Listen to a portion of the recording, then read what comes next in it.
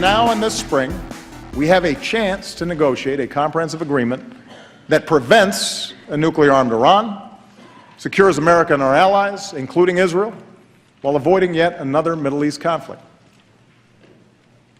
There are no guarantees that negotiations will succeed, and I keep all options on the table to prevent a nuclear Iran.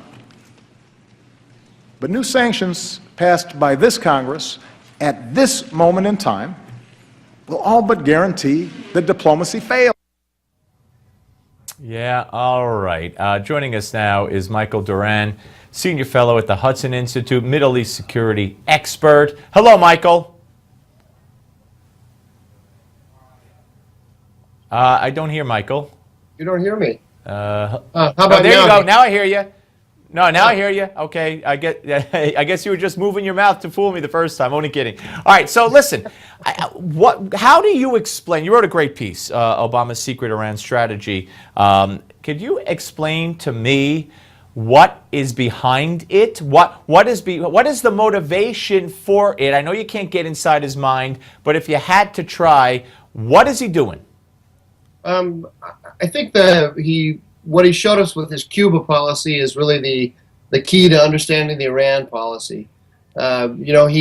He decided to engage with Cuba and formalize relations with Cuba without demanding any kind of strategic shift on their part, like every previous president has demanded. And I think a similar mentality is at work in the Iran policy. He wants to engage with Iran. He wants to make Iran part of the strategic architecture in the Middle East, if not an out-and-out partner of the United States in the fight against ISIS. And he's got this nuclear problem in the way, and so he just wants to develop a kind of regularized relations with them, engage with them, whether they deliver on the nuclear question or not.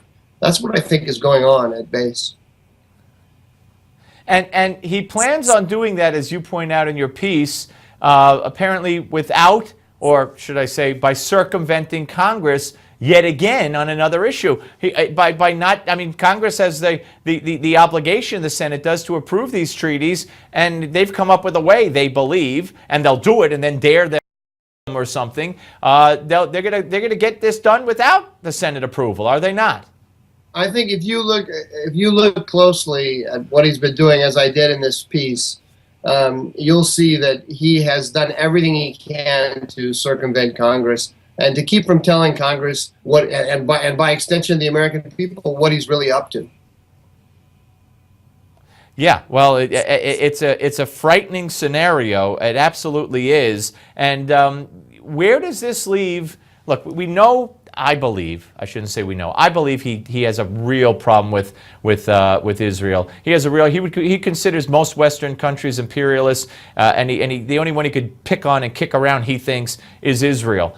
So he's doing it. I also don't know what he truly feels about Jews in light of his most recent, the kosher deli wasn't a targeted attack. Yet today he came out and implied that the Muslim students were targeted in North Carolina because they were Muslim. No surprise there. So where does this leave Israel? I mean, my fear is that Obama gets this thing through or gets it signed on his own. Israel says, they take military action, and then Obama makes Israel out to be a bad guy working against American interests. Well, that's one of the things that he's doing with the engagement of Iran. I mean, the minute he started engaging with Iran and agreed to this interim agreement, he presented it as if we were on the verge of historic reconciliation with the Iranians, and thereby created a political climate in which it makes it impossible for the Israelis to act. Because if the Israelis take any military action, well, then they are destroying this opportunity for historic reconciliation between Iran and the West. And I think he's going to. If they act after an agreement, Michael, then they're destroying the agreement, right? So it's been a political move against the Israelis as much as against anybody else from the very beginning.